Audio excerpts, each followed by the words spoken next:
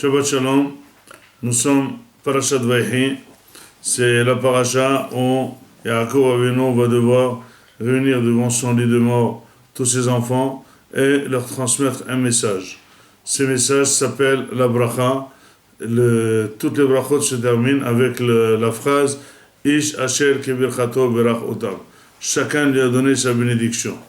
Quand on vérifie le contenu de toutes ces bénédictions, nous voyons que c'est vrai, certains des tribus ont été bénis, mais certains ont été plutôt frappés de, pas dire d'insultes, mais de choses mauvaises. Par exemple, il dirait à Reuven qu'il a perdu le droit à sa Bechora. Il dirait à Shimon et Lévi que finalement leur colère et leur kina était très forte, et elle l'a presque détruit, et donc finalement il a décidé qu'ils doivent être répartis et dispersés dans tout Israël. Il parlerait de Yehuda de très bonnes choses, il parlerait de Yosef de très bonnes choses. Donc finalement, en quoi s'appellerait une bracha que il dit Ish Asher Kibirchato Berachota? Vous savez que finalement, c'est quoi une bracha? Une bracha, ça veut dire c'est prier à Kadosh Baruch Hu que la personne réussisse.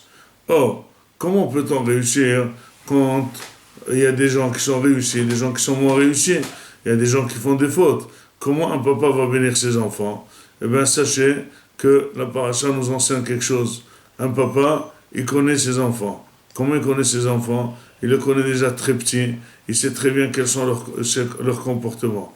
C'est vrai que petit, on voit les vrais comportements, puisqu'il n'y a pas de raison, il n'y a pas de sechel, la personne se dévoile très clairement. Mais une fois que la personne se fait une raison, elle arrive à cacher ses mauvais comportements. Elle arrive à cacher ses midotes, mais elle peut de temps en temps avoir des excès. Par exemple, Reuven aurait déplacé le lit de sa mère. Reuven et Shimon et Lévi, ils ont fait une guerre terrible, très puissante.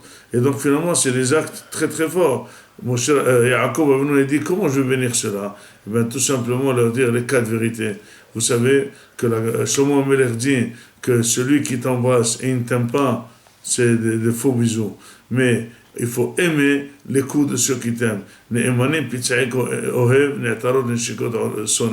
Que Pitzai Ohev, celui qui t'aime, il te fait mal, c'est extraordinaire. Un papa, il aime très bien ses enfants, eh bien, il faut qu'il sache dire la vérité à ses enfants. Souvent, aujourd'hui, par le modernisme, on tient à faire une égalité entre les enfants. C'est une très mauvaise éducation. L'inégalité, c'est la vraie égalité.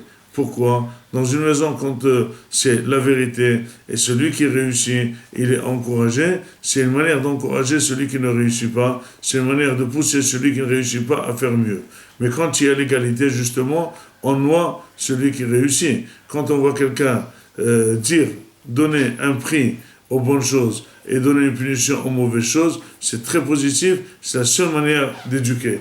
Yaakov Avinu, ayant ces 12 enfants différents, il les a réunis. Il voulait qu'ils écoutent un à côté de l'autre. Ils étaient tous là. Il dit, si Yosef est devenu roi, sachez que c'est grâce à sa force. Quelle était sa force? Dit le Onkelos. Il a accompli la Torah en secret et il était très boté à Bachem.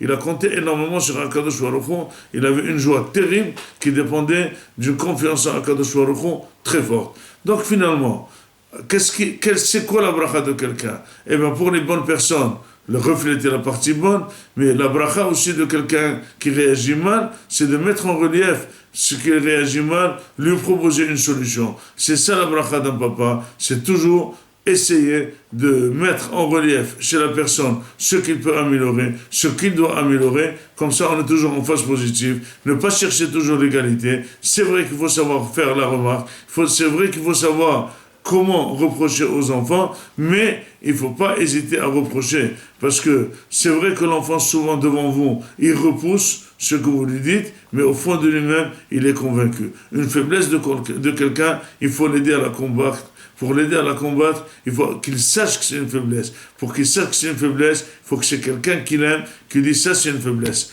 Le fait de s'énerver, le fait d'être rapide, le fait de prendre des décisions rapides, c'est une faiblesse. Et ça t'a déjà coûté cher. Et ça peut te recoûter cher. C'est comme ça qu'on éduque les enfants dans la Torah Kedosha.